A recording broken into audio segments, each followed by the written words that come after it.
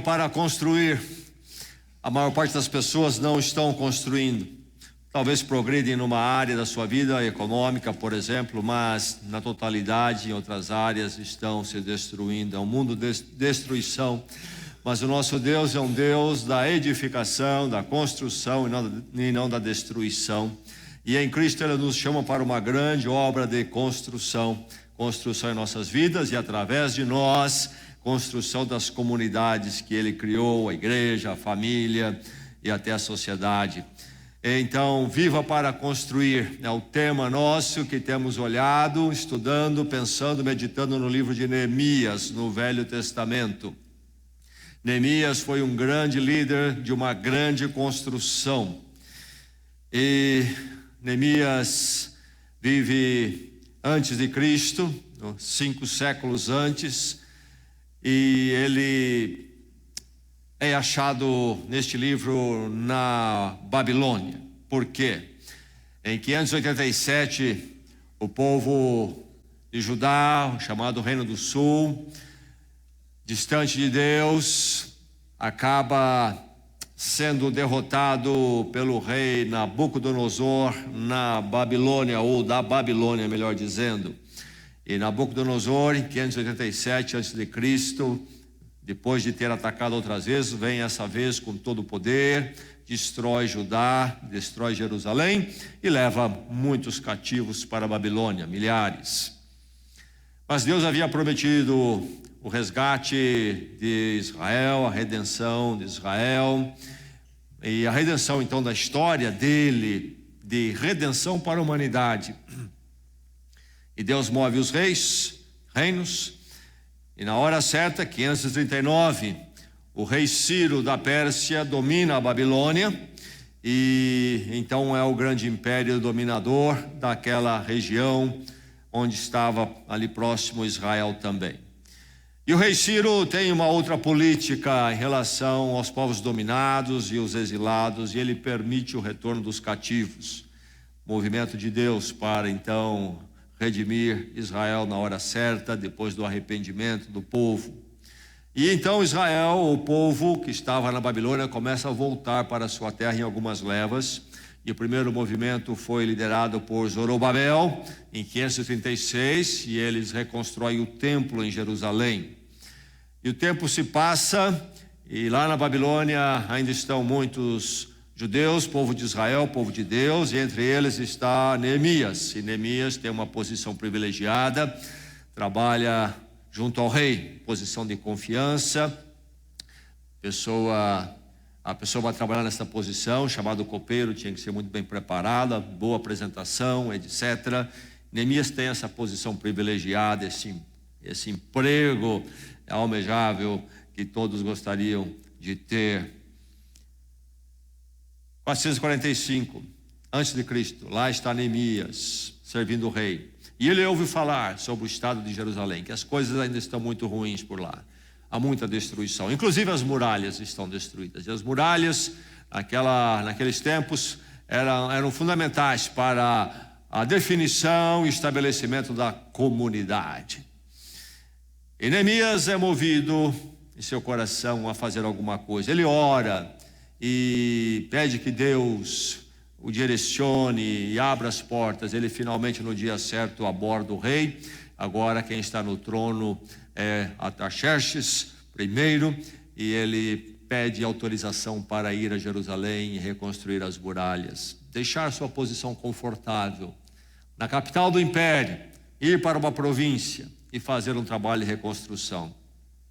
Neemias entende a situação do povo de Israel que estava retornando, e entende a história que Deus quer escrever através deste povo. Neemias quer fazer parte da reconstrução de muros e do povo de Deus, da obra de Deus. Com a autorização do rei ele volta com a caravana, volta como governador para o distrito de Jerusalém, então volta com autorização para obter o que fosse preciso para o serviço. Muito bem, esse é o livro de Neemias, sobre esta volta, essa reconstrução. Neemias é o líder daquilo que vai acontecer então em Jerusalém.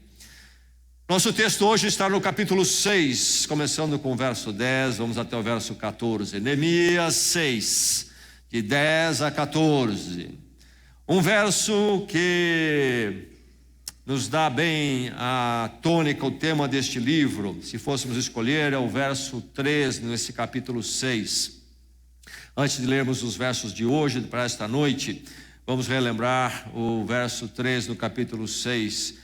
Neemias, num dado momento está lá envolvido na obra de construção das muralhas, está então nos andaimes, e ele tem enfrentado muita oposição desde que chegou e começou a obra. Os povos que estavam em volta não gostaram daquilo, não gostaram daquela reconstrução, sentiram-se ameaçados economicamente, politicamente, etc., com este restabelecimento de Jerusalém.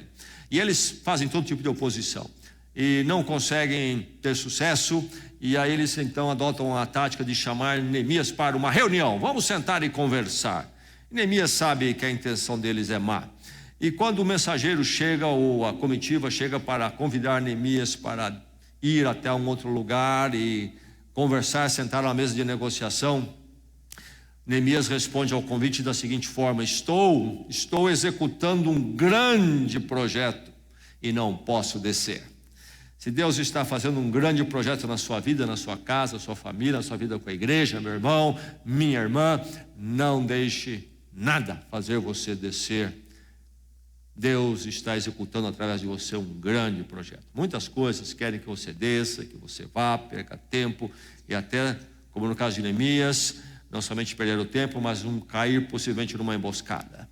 Cuidado, que você também seja alguém com a mesma determinação, aquilo que Deus quer construir na sua vida, na sua casa, na igreja. Então, nosso texto para hoje, começando com o verso 10 no capítulo 6. A palavra do Senhor para o seu coração. Que a palavra do Senhor abençoe a sua vida neste momento. E cada coração cada coração aqui receba a palavra com alegria. Diz assim a narrativa, Neemias falando, no meio das obras ali. Um dia fui à casa de Semaías, filho de Delaías, neto de Meetabel, que estava trancado portas adentro. Ele disse: vamos encontrar-nos na casa de Deus, no templo. Há portas fechadas, pois estão querendo matá-lo. Eles virão esta noite. Todavia, eu lhe respondi: acha que um homem como eu deveria fugir? Alguém como eu deveria entrar no templo para salvar a vida? Não, eu não irei. Percebi que Deus não o tinha enviado e que ele tinha profetizado contra mim, porque Tobias e Sambalate o tinham contratado. Ele tinha sido pago para me intimidar, a fim de que eu cometesse um pecado agindo daquela maneira. Então eles poderiam difamar-me e desacreditar-me. Lembra-te do que fizeram Tobias e Sambalate, meu Deus. Lembra-te também da profetisa Noadia e do restante dos profetas que estão tentando me intimidar. Até aí. Um parente meu disse para mim um dia: fui assaltado, fui roubado. Eu disse: é mesmo? Hoje fui roubado, fui assaltado. Como é que foi isso? Era um ladrão, 2 ou 3, era um só. Foi armado? Não, não foi armado. Como que ele te roubou? Roubou sim, levou minha carteira, o que eu tinha, levou tudo. Não tinha arma? Não, não tinha. Como é que aconteceu? De alguma forma ele apoiou minha carteira e levou. Você não viu? Não, não vi. Você não percebeu que ele ia te roubar? Não. Como não percebeu? Ele se aproximou de mim com uma conversa agradável. Era uma pessoa bem apresentada, muito solícito, no momento ali que eu estava precisando de alguma ajuda. E ele chegou próximo de mim, conversou muito, e depois foi embora. Depois que ele foi embora, eu percebi que minha carteira também foi. Um ataque sutil. Poderia ter havido um roubo frontal, uma arma na mão do assaltante, violência, agressividade. Roubo, inclusive, declarado e avisado, é um assalto, me dê a sua carteira. Não foi nada disso. Nem percebeu. E quando se deu conta, tinha ido tudo. Ataque sutil. Às vezes os ataques são frontais, agressivos, declarados. Às vezes eles não são assim e causam o mesmo dano. Sutis, na artimanha, no truque. E quando nós pensamos naquilo que Deus está fazendo em nossas vidas, a partir de Jesus Cristo, construindo nossas vidas com Ele e querendo construir nossas casas e a sua igreja, nós precisamos lembrar que o inimigo às vezes usa o ataque frontal e agressivo, declarado, mas também muitas vezes, e eu creio que até de forma muito mais comum, o inimigo da edificação que Deus está fazendo em nossas vidas usa o ataque sutil. Foi assim que aconteceu com Neemias e acontece em nossas vidas até hoje. O convite, a palavra aqui nesta noite é esta: prevaleça sobre os ataques sutis. O apóstolo Paulo diz, escrevendo aos Coríntios, que Satanás, se for preciso para enganar, ele se transforma até num anjo de luz.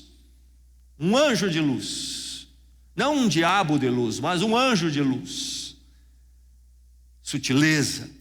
O inimigo sabe usar esta tática que é tão eficaz, nos apanha desprevenidos, e quando nós vemos, nos derrotou, destruiu, tirou um pedaço daquilo que Deus estava fazendo em nossas vidas. E nesta noite a palavra de Deus vem ao seu coração, à sua vida, lhe alertando para que você fique atento, como Neemias foi, como ele fez.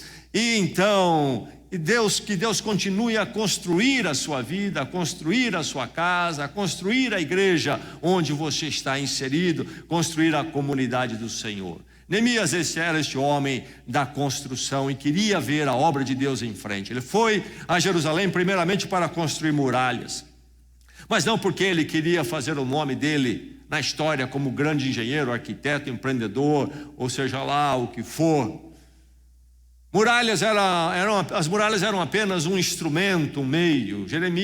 Neemias estava preocupado com a comunidade de Deus, particularmente então Jerusalém, que era crucial para isto. Neemias sabe que Deus tem um plano na história e passa pelo povo de Israel e por Jerusalém. Uma história que iria culminar em Jesus Cristo. É uma história de redenção, de busca do ser humano, de reconstrução do ser humano destruído pelo pecado, pela vida longe de Deus, rompida com Deus. Neemias então está pensando nesta obra de reconstrução de Deus que envolvia muralhas, mas ia muito mais além. E mais à frente no livro, uma vez construídas as muralhas, ele vai trabalhar a comunidade, o povo dentro das muralhas, para que o povo seja um povo que realmente atente para a palavra de Deus e viva conforme a palavra de Deus. Enfim, é a obra de reconstrução do ser humano que está envolvida aqui, no caso, na história de Neemias. Essa história que Deus também está fazendo na minha vida e na sua em Jesus Cristo. E Deus quer levar em frente. E a nossa oração nesta noite é que Deus nos leve mais e mais adiante nessa maravilhosa obra de edificação segundo a vontade dEle, e nada nos faça retroceder. Amém? Então, prevaleça sobre ataques sutis. E como são sutis? Conscientize-se dessas artimanhas ocultas. O ataque sutil envolve artimanha oculta. O ataque sutil é aquele ataque que não é declarado, é aquele ataque que parece que se trata de outro assunto, e então quando vemos, já estamos envolvidos. Deus. Aqui surge neste momento a narrativa de Neemias. Ele para fazer uma digressão e contar um exemplo de muitos problemas que ele enfrentou enquanto ele procurou desenvolver aquela grande obra de reconstrução e edificação na vontade de Deus. Surge um sujeito aqui, Semaías, na história narrativa dele. E ele fala que Semaías tinha sido contratado por 2 líderes governadores das regiões vizinhas, que eram opositores à obra de Neemias, da reconstrução de Jerusalém, Tobias e Sambalate. Tobias e Sambalate já tinham tentado outras formas de interromper a obra de Neemias, e agora usaram a tática sutil através de Semaías. E diz o texto que Neemias foi à casa de Semaías. Semaías, pelo que nós captamos do texto, não declara tão claramente, mas ele deve ter sido alguém envolvido com o templo. O templo já havia sido reconstruído antes, décadas antes, por Zorobabel. Era um homem religioso, era um líder religioso. Ele vai à casa de Semaías. Por que ele vai? Ele não diz. Talvez recebeu uma mensagem que deveria ir lá na casa deste homem, em Jerusalém, dentro da cidade, que ele já conhecia e que era um dos líderes do templo. Algum motivo, alguma razão levou ali, parece que tinha a ver com alguma conversa, algum tratar.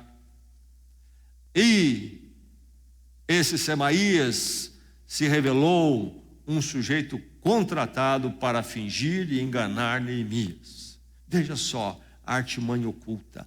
Semaías está falando com Neemias no texto, como alguém interessado em Neemias, mas por detrás houve encontros e tramóias. Como é que você vai fazer, Semaías? Você vai chamar Neemias, você vai falar com ele assim, toda uma trama oculta.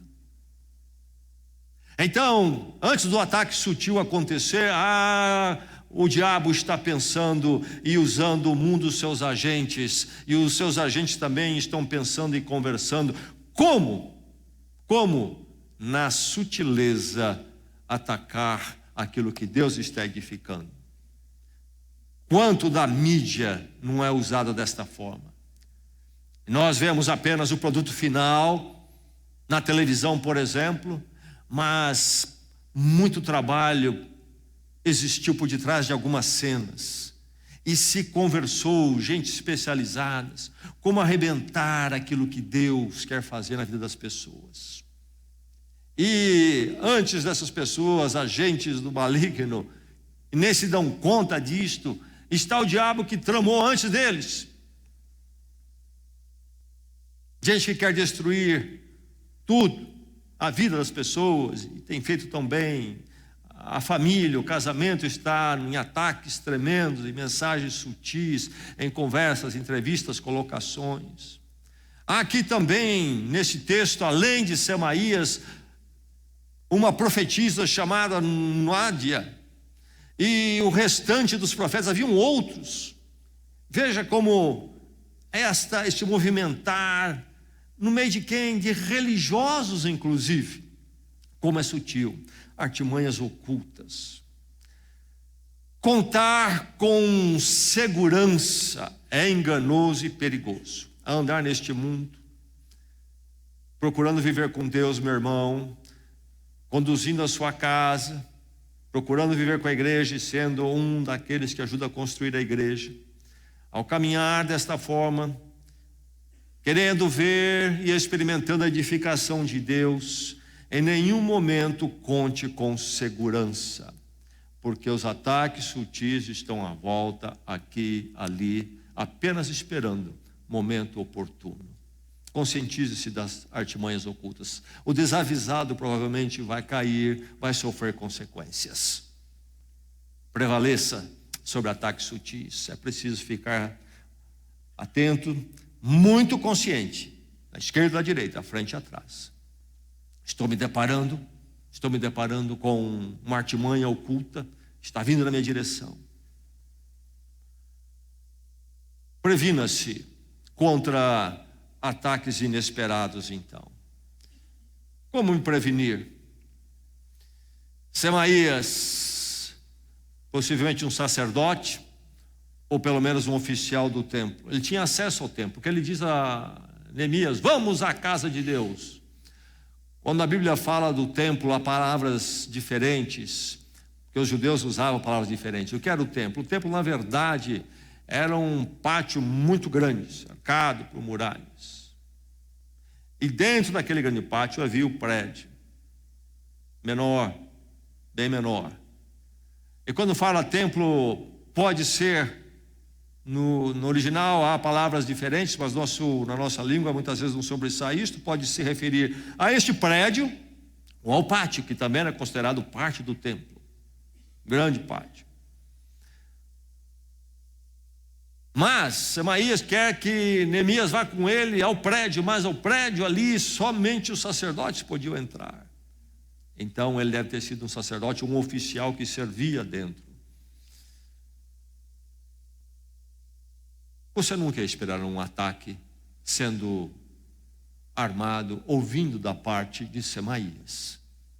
Trabalha no templo, fala a linguagem de Deus, parece ser um servo de Deus.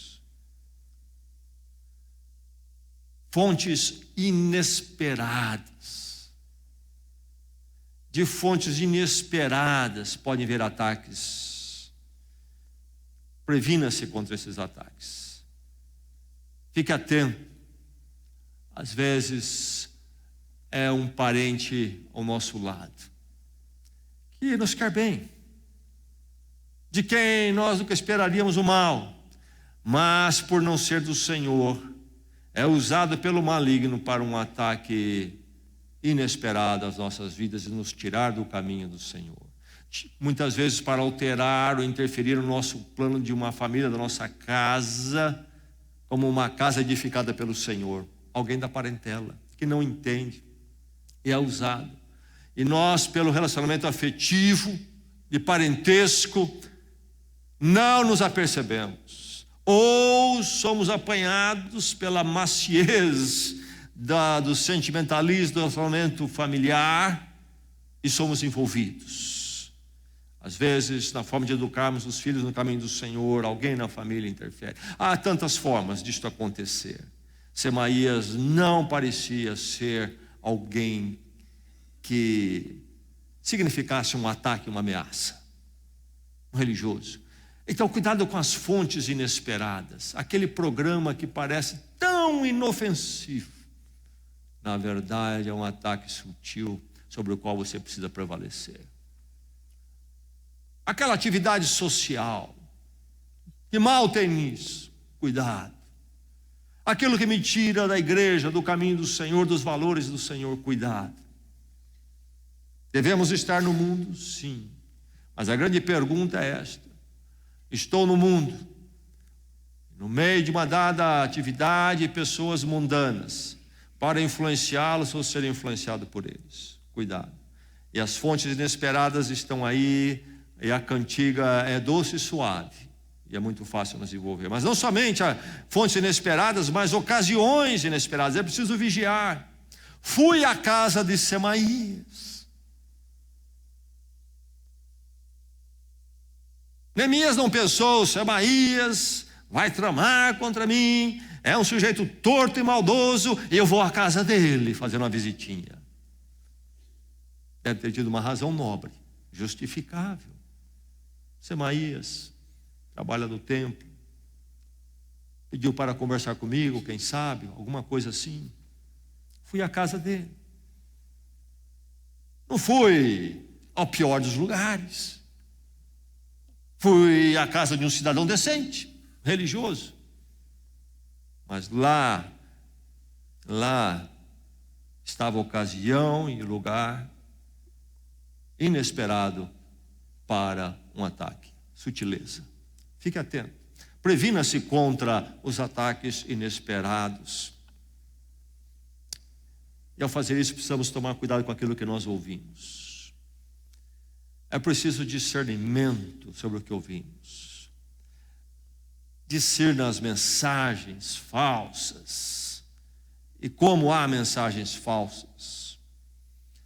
Você já notou que o mundo cada vez mais longe de Deus e se destruindo fala tanto em Deus? Você já percebeu isso nesses dias atuais? Como esse mundo longe de Deus e sendo destruído é religioso e professa tanto uma dada fé, um Deus em um Deus. Vamos nos encontrar-nos na casa de Deus. Olha o convite de Semaías, ou a proposta de Semaías. Semaías disse: olha, vão lhe matar hoje, vamos à casa de Deus. Uma estratégia para Neemias escapar de um ataque que Semaías soube, estava denunciando. Esse era o fingimento todo. E para você escapar, Neemias, vamos à casa de Deus, não ao pátio, mas dentro. Ele está falando do prédio, um lugar onde Neemias não deveria ir porque não era um sacerdote. Vamos nos encontrar na casa de Deus. A espiritualidade enganosa fala da casa de Deus, fala de escapar, mas contrário àquilo que Deus havia estabelecido, porque Deus havia colocado ali os princípios do uso do templo. Não deveria alguém adentrar aquele espaço a não ser o sacerdote. No templo, Deus expressava a sua santidade. Era a forma ali no Velho Testamento de expressar a santidade. Cuidado com as mensagens que você ouve de religiosidade, inclusive pessoas que se dizem evangélicas na mídia, que na verdade estão destruindo e não construindo o povo de Deus. Com a Bíblia na mão, com tempo, às vezes até à vontade, falando de Deus e de Jesus Cristo, mas uma espiritualidade enganosa, exploradora, manipuladora, discerne as mensagens falsas. E diz o texto que Semaías, quando Neemias chega à casa dele, está trancado em casa. E talvez já informaram Neemias: olha, está trancado em casa. E os intérpretes debatem o que é que está envolvido aqui, e algumas possibilidades. Mas aquela que parece fazer mais sentido é que Semaías fingiu ali uma situação de esconder, de tática, porque ele também talvez estaria correndo risco de vida, e então está trancado em casa, para passar a impressão a Neemias, e como ele estava preocupado, e ele também estava ali, naquela tática de fugir, se esconder. Fingimento, encenação. Quantos chamados líderes espirituais, na sua conduta, no seu palavreado, é óbvio que são fingidos, são encenadores, são manipuladores, são bons de conversa, armam o circo, armam a cena, envolvem as pessoas. As Neemias diz: percebi que Deus não o tinha enviado. Neemias estava atento. Neemias examinava e discernia as coisas. Ele não ia. Falou de Deus, falou da casa de Deus, vamos juntos. Quem é esse? O que é que ele está dizendo exatamente? Discernimento. Discernindo as mensagens falsas. Prevaleça sobre o ataque sutil.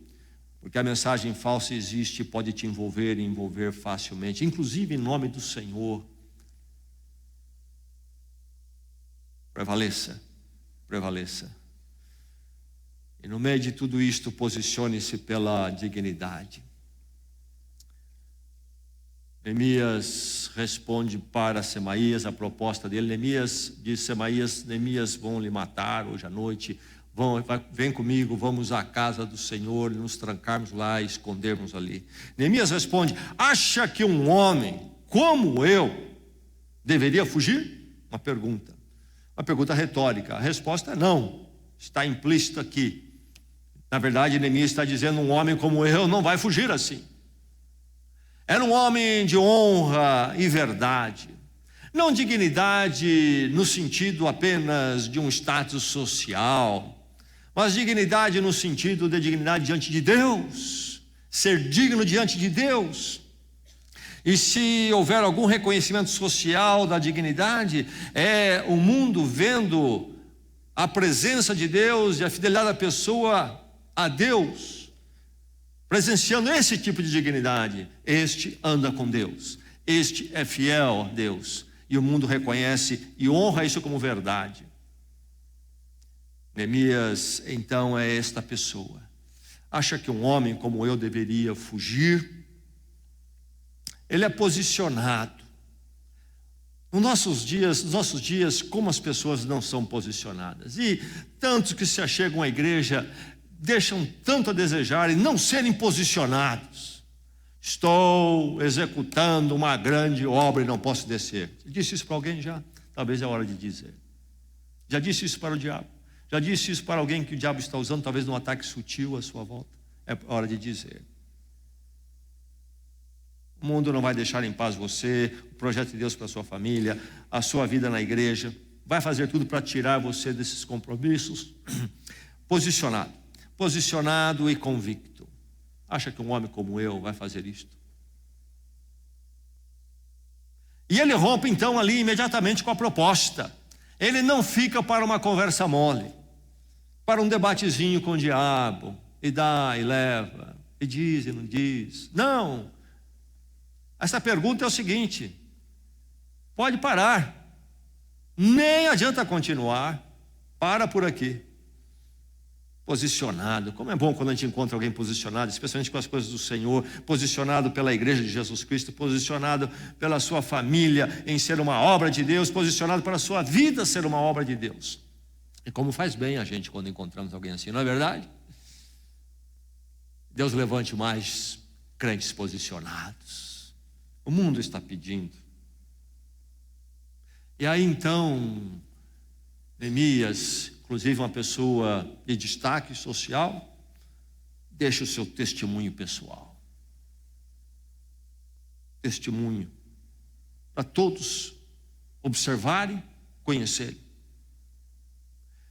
E Neemias sabe muito bem que ele, como líder, tem um peso muito grande. Você, na sua família, meu irmão, minha irmã, tem um peso muito grande sobre seus filhos. O que você fizer ou não fizer, se você é posicionado ou não, vai mexer com eles. Na igreja há pessoas olhando para você. Se você é alguém posicionado pelo Senhor, pelo amor à igreja, isto vai tocar outros. E se você não for, também vai tocar outros de forma negativa. E possivelmente alguém mais novato vai ser influenciado pela sua forma de levar a igreja, a vida com Deus, etc. Na casa, na sua vida pessoal, em todos os lugares, seja posicionado. Com relação à sua conduta pessoal, diante da sociedade, no seu trabalho. Enfim, Neemias sabe que ele tem uma influência. Você acha que um homem como eu deveria fugir? Posicione-se pela dignidade. Mas como fazer isto? Onde está a força de tudo isto? Chama-se o temor. Temor de Deus. Seja dominado pelo temor. É você dominado pelo temor? O temor de Deus lhe domina. Neemias diz: não somente você acha que um homem como eu iria fugir, mas ele faz uma outra pergunta também retórica, para fazer uma afirmação, na verdade. Qual é a outra pergunta? Alguém como eu deveria entrar no templo para salvar sua vida?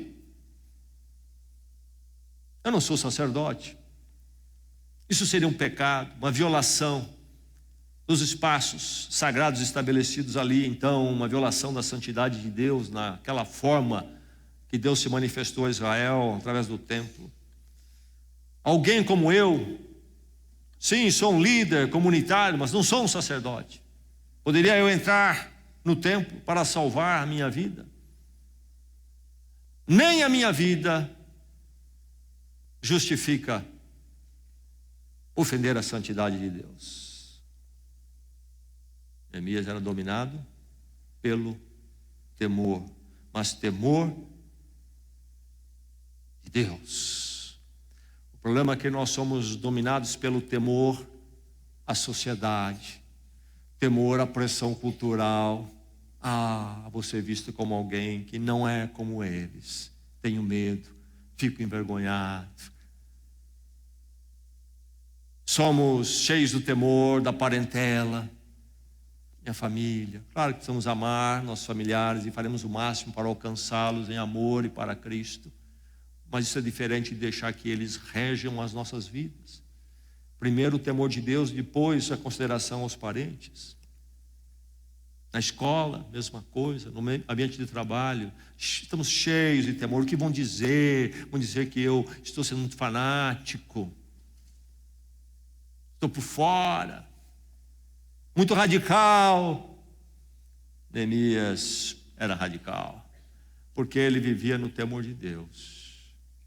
Não temor dos seus inimigos, em primeiro lugar, Semaías tramando, Sambalate, Tobias, gente poderosa. Primeiro, temor de Deus. Alguém como eu deveria entrar no templo e salvar a sua vida. Temente a Deus antes da conveniência, do conforto pessoal. Temente a Deus antes de temer a homens. Mas em tudo isto, prevalecer sobre ataques sutis. É possível em tudo isto, descansando e confiando e clamando pela intervenção divina. A presença de Deus, a direção de Deus, o sustento de Deus. Neemias é este homem que termina uma oração, esse texto. Qual é a oração dele? Lembra-te, ó Deus, do que eles fizeram. Lembra-te, ó Deus. Neemias sabe que a luta é maior do que ele. E ele se move nessa dependência de Deus. E é nessa dependência de Deus que ele vai colocar todos esses inimigos. Lembra-te, ó Deus, do que eles fizeram. Uma dependência total do Senhor. Ele reconhece a sua insuficiência para lidar com um ataque maligno e sutil. Ataque que bate na sua vida, bate na sua casa, bate na igreja. É um poder maligno. O apóstolo diz que não lutamos contra a carne e com sangue, mas contra potestades. Nós dependemos do Senhor e não da nossa própria suficiência. Cada dia sabendo que há a possibilidade de artimanhas ocultas do diabo estarem acontecendo, ele está preparando para nós, saímos de oração, entregando nas mãos de Deus a nossa luta e aquilo que o diabo colocar diante de nós. E Neemias não parte para fazer a justiça com as suas mãos. Ele pede a justiça de Deus, que Deus cuide, e deixa nas mãos da justiça de Deus. É uma oração difícil, imprecatória, aquela oração que pede o julgamento, mas ele não toma o passo dele fazer o julgamento. Ele entrega os maldosos às mãos de Deus, pertence a Deus a vingança e a justiça. Dependência do cuidado de Deus. Enquanto caminhamos no meio de um mundo regido pelo diabo, que se especializa em atacar e destruir o que Deus quer construir. Prevaleça sobre os ataques sutis, que cada um de nós aqui possa sempre prevalecer sobre os ataques frontais e sutis, e que nada interrompa então aquilo que Deus está fazendo em nossas vidas, e que Deus continue a nos edificar para sempre. Deus quer fazer o melhor na sua vida, na sua casa e na igreja. Eu e você possamos gozar dessas bênçãos que Deus quer nos dar sempre. Prevalecemos. Prevaleça no meio dessa semana. Qual é o seu dia? Como é o seu dia? Como está? Como é que está a sua semana? Qual é a luta? O que lhe oprime? Em tudo isto, não perca de vista aquilo que Deus está fazendo e quer fazer e vai fazer. No meio da hora mais escura. É hora de prevalecer. Prevaleça sempre, prevaleça quando for frontal, agressivo, prevaleça. Fique atento e prevaleça sobre os ataques sutis. E Deus vai lhe mostrar coisas maravilhosas. Vamos orar.